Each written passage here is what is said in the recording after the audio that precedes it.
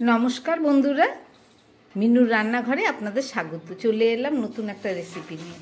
আজকের এখানে একটা এঁচড় নিয়ে নিয়েছি।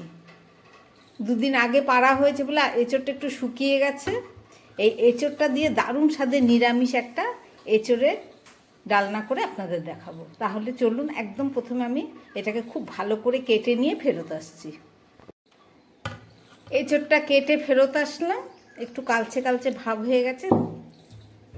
একটু জল দিয়ে ভিজিয়ে রাখলাম। আর সঙ্গে নিয়েছি কিছুটা আলুগুলো একটু কালচে হয়ে গেছে, এঁচড়ের সঙ্গে কেটেছি ওই কারণে। এবার চলুন এটাকে রান্না করব।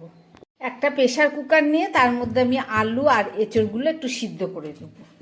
প্রথমে আলু দেয়া হয়ে গেছে, এবার এঁচড়গুলো দিয়ে দিলাম। এবার এর মধ্যে আমি একটু মশলা দেব। একদম প্রথমে দিয়ে দিচ্ছি একটু নুন, দিয়ে দিচ্ছি একটু হলুদ, সঙ্গে দিয়ে দিচ্ছি 4টে কাঁচা লঙ্কা পরে একটু কয়েক টুকরো ক্যাপসিকাম দিয়ে দিলাম, আর দিয়ে দিচ্ছি একটু জিরের গুঁড়ো। এছাড়া যেটা দেবো সেটা হচ্ছে এই যে সামান্য এক মুষ্টি আমি ছোলার ডাল ভিজিয়ে রেখেছি, এই ছোলার ডালটাকেও এর মধ্যে দিয়ে দিলাম। সঙ্গে দিয়ে দিচ্ছি একটা তেজপাতা। এবারে দিয়ে দিচ্ছি খুব সামান্য জল, খুব সামান্যই জল দেবো, হালকা দুটো সিটিতে যেটুকু সিদ্ধ হয় সেইটুকুই। এবার আমি এটাকে প্রেসারে বসিয়ে দিচ্ছি। সব শেষে আমি একটু দিয়ে দিচ্ছি গোটা গরম মশলা, এলাচগুলোকে একটু থেতো করে নিয়েছি। এবার এটাকে ঢাকা দিয়ে আমি প্রেসারে বসিয়ে দেবো।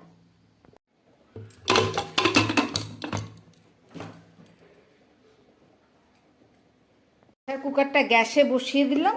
এবার আমি গ্যাসটাকে অন করে দিচ্ছি। দুটো সিটি হোক, তারপরে ফেরত এসে দেখাচ্ছি।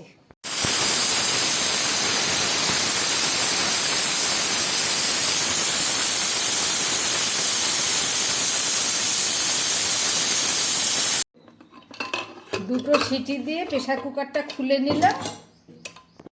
দেখুন হালকা সিদ্ধ হয়ে গেছে, জলটাও শুকিয়ে গেছে। এবার আমি এটাকে একটা ফুটো থালার মধ্যে ঢেলে নিচ্ছি।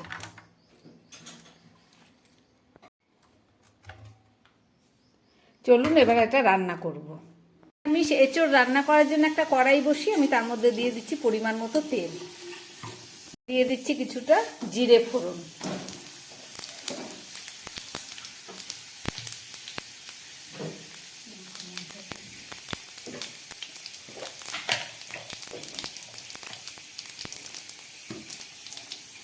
আর দিয়ে দিচ্ছি শুকনো লঙ্কা দুটো।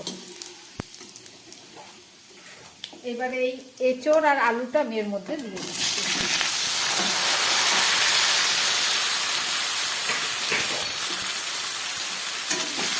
দিয়ে খুব ভালো করে তাকে আমি কষাবো।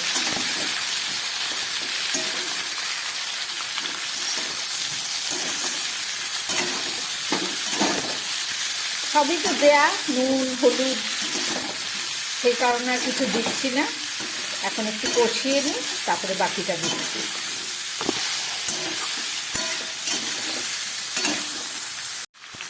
এবারে দিয়ে দিচ্ছি 1 চামচ আদা বাটা,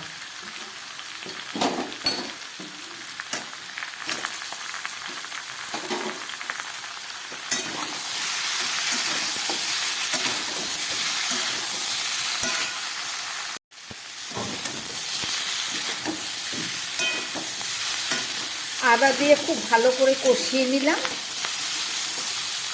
এবার দিয়ে দিচ্ছি আমি সামান্য জল। বেশি নাড়লে পরে আবার এঁচড়গুলো টুকরো হয়ে যাবে, কেননা অনেকটাই সিদ্ধ হয়ে রয়েছে। আরও সামান্য একটু জল দিয়ে দিচ্ছি।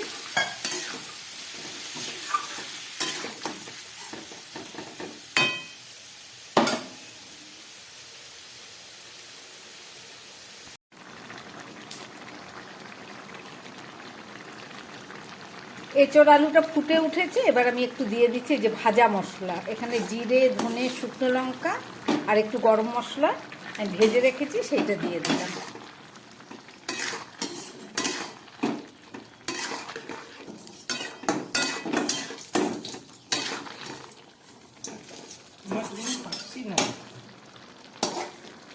একটা ঢাকা দিয়ে দিলাম, 2-3 মিনিট পরে ফেরত এসে দেখাচ্ছি। 4-5 মিনিট পরে নাবালাম।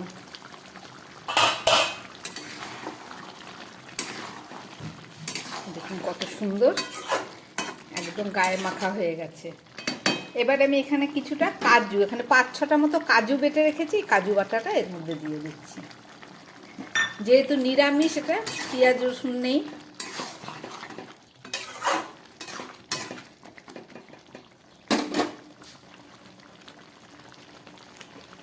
সঙ্গে দিয়ে দিচ্ছি আমি কিছুটা ঘি।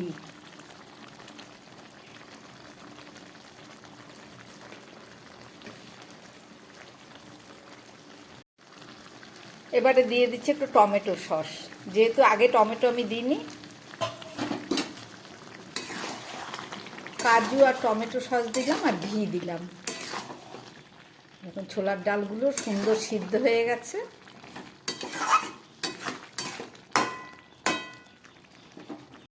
এবারে দিয়ে দিচ্ছি সামান্য একটু চিনি। সবই আমার প্রায় দেয়া হয়ে গেল, আমার রান্নাটাও রেডি। এবার 2 মিনিট ঢেকে রেখে রান্নাটা শেষ করব।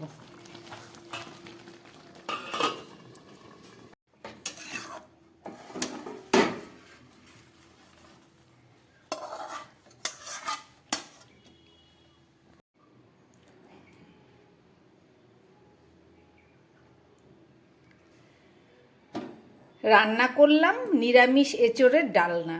আপনারা দেখলেন কিভাবে বানালাম, আশা করি আপনাদের ভালো লেগেছে। এভাবে রান্না করে যে কোনো নিরামিষের দিন তো খেতে পারবেন, ইচ্ছে করলে আপনি ঠাকুরের ভোগেও দিতে পারবেন। যদি ভালো লাগে তাহলে চ্যানেলটাকে লাইক করবেন এবং সাবস্ক্রাইব করবেন। নমস্কার, সবাই সুস্থ থাকবেন, ভালো থাকবেন।